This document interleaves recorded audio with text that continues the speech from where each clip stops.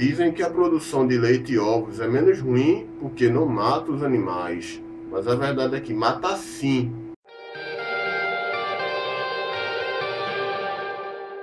Olá galera, venho hoje com um assunto que também pode acender alguma polêmica entre vegetarianos e veganos. Aliás, pode ser polêmico para os lacto e ovolacto vegetarianos. Isso porque o assunto aqui é sobre as consequências destrutivas da produção de leite e ovos dos animais explorados pela pecuária sob demanda da indústria de derivados animais não cárneos. Esse vídeo também acaba sendo incentivo para que os lactos e ovolactos que ainda estejam em transição ao veganismo continuem firmes com essa transição, que aqueles que acreditam que já é o suficiente parar de comer carne, talvez ovos, revejam seus conceitos e crenças. E ao contrário do que muitos ovolacto vegetarianos acreditam, a produção de leite e ovos também outorga para si a necessidade de matar animais. Vou falar primeiro da produção de leite, em seguida passo para a produção de ovos. Escravidão e mortes na produção de leite. A princípio eu digo logo, a vida das fêmeas ditas leiteiras é ainda pior do que a dos animais ditos de corte, aqueles que são explorados essencialmente para fornecerem carne. Isso porque, embora sejam abatidas a uma idade menos jovem do que os animais de corte, o fato dessa vida ser menos curta é completamente compensado por outro fato, de serem escravizadas todos os dias. Animais ditos de corte não são obrigados a ordenhar todos os dias, nem são forçados a engravidar constantemente em intervalos muito curtos, nem dão à luz filhotes que lhes serão roubados, muito embora isso de forma nenhuma torne o consumo de carne mais ético ou defensável do que o de leite e de seus derivados. Já as fêmeas leiteiras são obrigadas a tudo isso, a ter roubado de si o leite que seria destinado a seus filhotes, a serem inseminadas frequentemente em intervalos curtos, algo que se dá muitas vezes com estupro por parte de um reprodutor macho induzido pelo pecuarista, e a dar à luz filhotes com os quais não terão o direito de ficar e proteger, como toda mãe deveria ter o direito de fazer. E nisso os filhotes serão desmamados à força, levados embora e mortos, e passarão, no caso das vacas, de 5 a 9 anos, sofrendo constantemente esses tormentos até serem mortas em matadouros. Em relação às mortes, já ficou até entendido o que eu falei agora.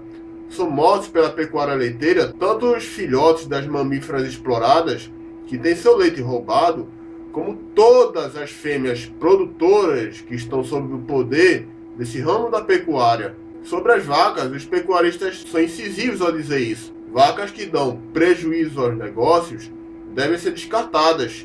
Esse descarte, quando é chamado de descarte involuntário, é o assassinato, o abate. O chamado descarte involuntário se dá por diversos motivos: doenças no casco, doenças nos órgãos do sistema reprodutor, problemas nas glândulas mamárias, repetição de cios, mastite clínica, que é basicamente inflamação patológica das tetas da fêmea, idade avançada, que geralmente é muito inferior à expectativa de vida que elas teriam se estivessem vivendo livres, recorrência de abortos e, pasmem, baixa produção de leite.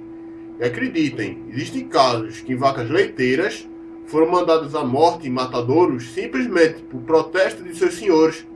Teve um caso, datado de 2008, em que pecuaristas do Triângulo Mineiro mandaram para um matadouro cerca de 200 vacas, simplesmente para reivindicar que os compradores do leite desses animais comprassem esse leite mais caro e a demanda nacional de exportações de leite fossem ampliadas.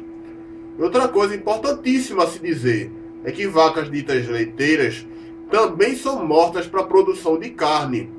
Isso é assumido em duas notícias, cujos links eu coloquei na descrição. Ou seja, o leite que lacto e ovolacto vegetarianos ainda consomem vem impulsionando a produção de carne bovina. Em outras palavras, a produção de leite e a de carne andam de mãos dadas e dedos entrelaçados. Já o abate dos filhotes, pelo menos dos bezerrinhos roubados de suas mães vacas, é uma realidade gritante. Esses animais não são considerados bons para serem mantidos vivos além da sua infância pelos pecuaristas. Segundo eles, não servem nem como reprodutores, já que os touros reprodutores vêm de rigorosa seleção genética, nem como bois de corte. Alguns são explorados, mesmo muito pequenos, para a produção de carne de vitela, e outros são simplesmente roubados das mães e sumariamente executados e seus corpos descartados como lixo. Um artigo que tem no site do famigerado Sistema de Informação da Carne, cujo link eu botei na descrição, é emblemático ao falar do destino desses pequeninos. Vou ler 3 trechos aqui para vocês. Primeiro, a utilização de machos leiteiros, ou seja, bezerros desmamados de vacas leiteiras, é bastante difundida e desenvolvida nos países europeus, onde esses animais são utilizados para a produção de carne, considerados uma importante fonte de renda para os produtores de leite e para a cadeia produtiva da carne, pois aproximadamente 20% da carne bovina consumida nesses países são oriundas da produção de vitelos, que cresce a cada ano, na busca por carne de coloração mais clara, tenra e própria para preparo de pratos sofisticados. Segundo, na produção de carne branca, ou seja, vitela branca de bezerrinhos, o objetivo desse sistema é obter bezerros com 115 a 200 kg de peso vivo, 70 a 125 kg de carcaça, com aproximadamente 3 a 4 meses e meio de idade. Para tanto, os bezerros precisam ganhar, em média, mais de 900 gramas por cabeça por dia, com boa conversão alimentar. A carne dos animais deve apresentar uma coloração rosa pálida, uma excelente textura, maciez e pouca gordura. O sistema de alimentação consiste em alojar os animais em baias individuais, alimentá-los exclusivamente com dieta líquida, preferencialmente substituto do leite, que deve ser deficiente em ferro. Terceiro trecho. No Brasil, a criação de bezerros machos em granjas leiteiras especializadas atinge número pequeno de animais nascidos, pois o principal objetivo de sua criação é de servirem como reprodutores. Dessa forma, apenas alguns poucos são escolhidos, sendo o excedente sacrificado logo após o nascimento. O descarte de bezerros provenientes de rebanho leiteiro ocorre pelas seguintes razões. Primeiro, concorre com as fêmeas por área, alimento e manejo. E segundo, baixa remuneração do bezerro quando comercializado para recria e terminação, devido ao pior acabamento da carcaça. Em suma, a produção de leite tanto mata fêmeas, que são obrigadas a viver mais do que animais de corte, mas uma vida bem mais sofrida e escravizada, como mata filhotes que mal começaram a viver, já são mortos ou para virar vitela ou para serem descartados como lixo. Escravidão e mortes na produção de ovos, assim como na produção de leite, em troca do prolongamento da vida, em comparação aos frangos ditos de corte.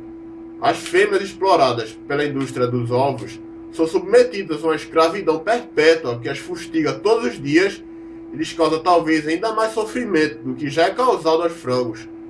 Vivem mais, mas vivem pior, com uma carga total de sofrimento e exploração ainda maior do que os frangos. Mas novamente eu digo, isso não quer dizer que é preferível comer carne a comer ovos, ambos são indefensáveis eticamente.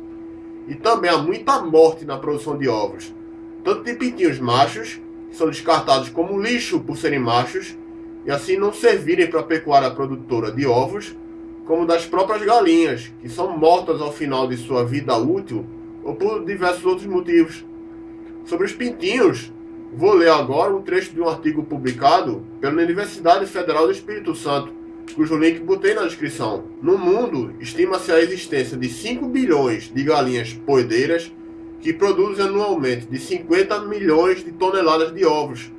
As novas raças produzem o dobro de ovos que as dos anos 50. Cada galinha atualmente põe mais de 300 ovos por ano. Os pintinhos machos dessas poedeiras são normalmente mortos após saírem da casca, pois não é considerado econômico criá-los para corte. Já as galinhas são mortas, também pelo chamado descarte involuntário, geralmente tendo-se como pretexto a baixa produção de ovos, ou como os pecuaristas dizem, improdutividade. E aspectos físicos podem condená-las à morte, já que alegadamente refletem a idade de baixa produtividade ou improdutividade da galinha. E mais, os corpos das galinhas poedeiras abatidas também podem servir para a produção de carne.